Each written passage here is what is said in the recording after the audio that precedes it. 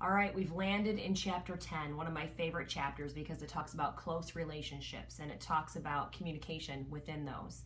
Students get very excited because we talk about intimacy. How inappropriate, right? But the truth is, there's all different kinds of intimacy. There's the kind that you're thinking of, and that's wonderful.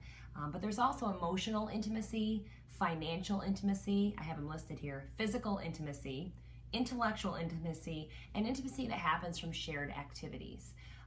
We start the chapter talking about those types of intimacies and how each of them has an effect on us and how they play a role.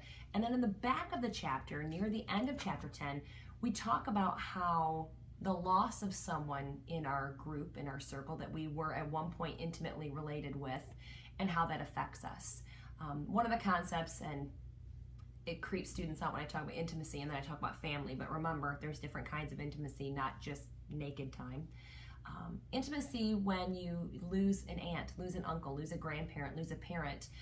You have your family as a circle. I know that sounds like the Lion King, but stay with me. If there's a circle of family in that family dynamic and you remove one member from that, the circle, it affects all of them, not just a little bit, not just, well, it's just Christmas because we went to grandma's at Christmas, but it affects everything. It affects the way each of the entities reacts with one another. It affects your part and your role in it, and it takes the group a while to find the new normal.